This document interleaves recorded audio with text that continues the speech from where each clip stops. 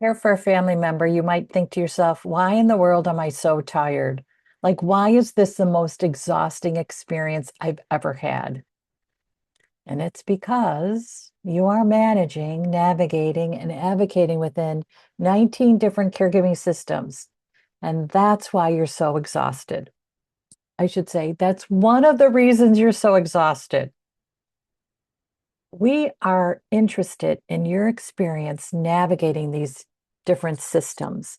And we'd love for you to schedule time with our interns from University of Illinois. They're in the community health program. We have two interns this semester, and we're in the spring 2026 semester. They are Eden and Eesa. They are going to medical school. So how fabulous is it for them to get some insights from you about what it's like to be in a personal caregiving experience? You can schedule these interviews when it's convenient for you, and I'll show you the page where you can go to schedule your interviews.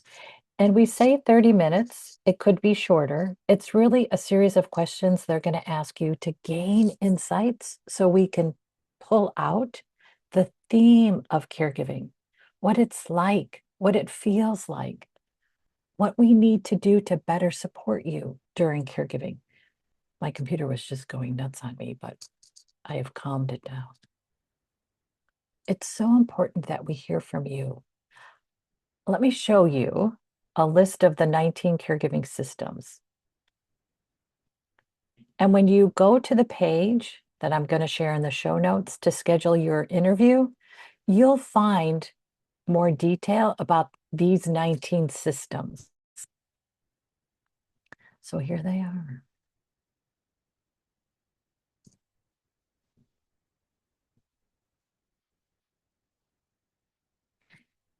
Just an insight, narcissism appears in individuals and in systems. So you'll you'll realize this now when you think about different systems you've interacted within and how little they do to support you and how intense their processes are to serve the system. Think about during your Carrie's hospitalization, how many times do you repeat your Carrie's medical history during that hospitalization? That's narcissism showing up in a system. I think about when my mom was hospitalized, she had an internal bleed because my dad told her to take aspirin. Anyway, it was very difficult to stop the bleed. And so they did every intervention possible until finally it was emergency surgery. She had the emergency surgery. She was moved from ICU to the general floor, and then she started bleeding again. So they had to move her back to ICU. And what made me crazy was she had been hospitalized for 2 weeks. She was in this hospital for 2 weeks. And when they moved her back to ICU, it was like she had walked in off the street, sat in a bed, and they hadn't seen her before because they approached it as a new admission, and it made me crazy. I had to actually leave the hospital room when the doctor on duty came in and started asking my mom a series of questions about what brought her into ICU, even though they had just moved her back to ICU. That's narcissism. You might have narcissism in your family system. Might have someone who just cannot think of anyone but themselves.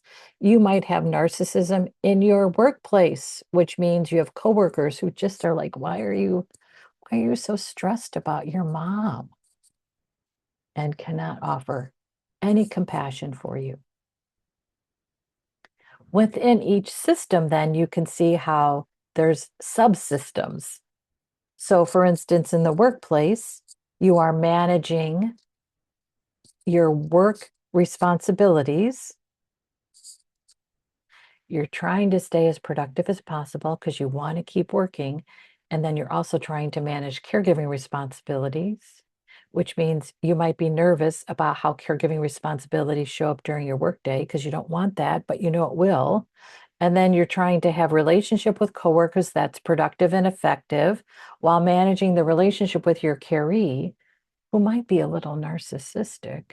And then there might be some narcissism within the workplace process. You have to do certain things certain ways, even though you think, oh my gosh, this is so inefficient. And then you're trying to actually manage your own self and show up in a way that you feel like, I feel good about myself, which can be so difficult because I know how hard it is to show up in a caregiving day with all these systems happening and feel like, oh, I look good. My hair looks good. My outfit looks good. Like that is not something that ever, I shouldn't make that big of a general statement, but boy, there's days where you just think, I cannot look good no matter what I do. I can't. When I would go with my parents to the doctor's appointments, they would look so much better than I would. I would show up looking like a mess. Anyway, these are the 19 caregiving systems. What was helpful for me to figure out, oh, here, just as an aside, that you are the only system that interacts with all the other systems. The only reason the other systems communicate with each other is because you communicate with all the systems. You keep it all together. You. That's why you're so exhausted. Again, one of the reasons why you're so exhausted, you're keeping it all together. What was helpful when I started thinking about this concept of system navigation was to really look at the visualization of it. I include this concept in our certified caregiving consultant training. And when I first included it, I had system navigation around probably 5 or 6 different systems. And then I would ask training program participants, which systems did I miss?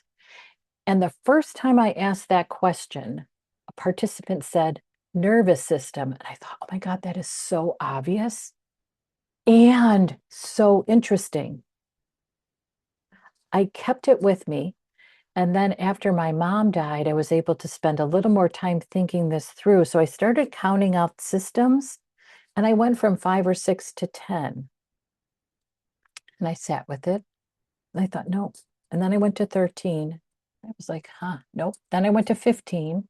Then I went to 17 and I thought, I've got it. And you know what? I didn't because I was out to dinner with a certified caregiving consultant. I was in her area for a series of workshops and I was also taking a training. And we were talking at dinner about system navigation. And it realized I forgot home as a system. And I have no idea how I forgot that because that was one of the bigger stressors for me, keeping my parents safe at home. And then I had to move them a few times because my mom was unhappy with where the first move was. So then there was another move, and there was another move. I suppose it was just my way of still being in denial about all I went through with home. Home is a system we manage.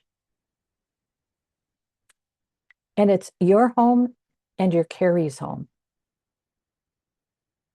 And the caree's home is wherever they live, their house, a condo, independent living, assisted living. You're managing that. Could be your shared home. You live together, but you're still managing spaces within the home. So this doodle helped me understand my dad's end of life. My dad died after my mom. I mean, when you start to really doodle out the different systems, you'll see your experience in a whole new way. It was so helpful for me to do this. I'm a writer, I love words, but these doodles around my experience in the systems was powerful.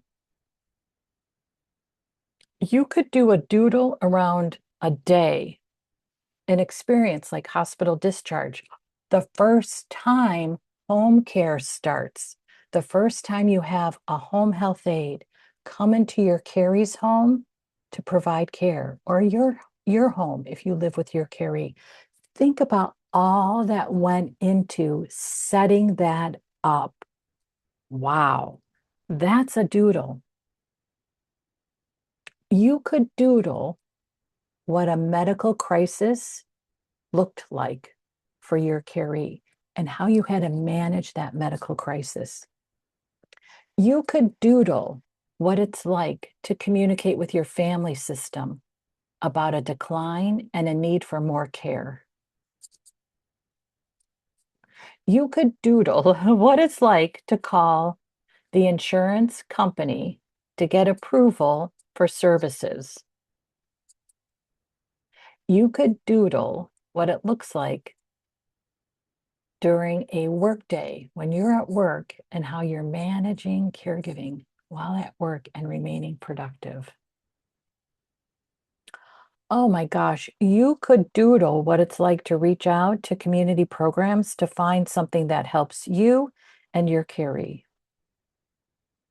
So think about those situations. We'd love to interview you about what that was like. And then if you have a doodle, we'd love for you to show it to us. Okay, let me show you the page where we have everything set up for you. So we give you information about what to expect around the interview. And then we have links for you to use to schedule through our interns' calendars. If you want, this can be a completely private conversation. It's just you and the intern and you're sharing. If you want, you could have it recorded, and it could be recorded just for you because you want to keep this situation documented. You also could have us record it because you want it to be public. You want us to share it on our community, Caring Our Way, and on our YouTube channel because you want the systems to understand what it's like for you. So it is your choice. Could be a recording for the public, a recording just for you, or no recording. And it's okay with us, whichever you choose. And then we include some insights into what to expect during the interview process. So the interns have a series of questions they're going to ask you, and we let you know what those questions are. So there you go. So the page also includes the systems and definitions of the system so you can think through what it looks like.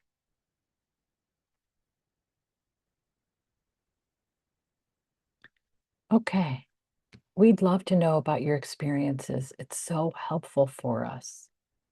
What I do is I include insights in our certified caregiving consultant training. The other thing we do with public videos is we make sure that they're part of the CCC training. We want our consultants to really understand what it's like for you to go through system navigation. So I teach the concept, I give examples from my experience. I ask consultants to think about their experience, and then you add in so much more knowledge when you share yours with us.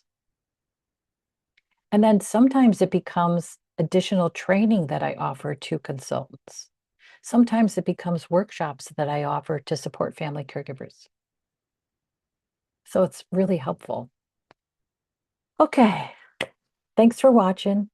Thanks for all you do, and thanks for scheduling time to share with our interns. Again, they are graduating in May from University of Illinois in the community health program. They're going to start med school. So think about what you're giving them, which will really be so helpful as they start their career as a doctor.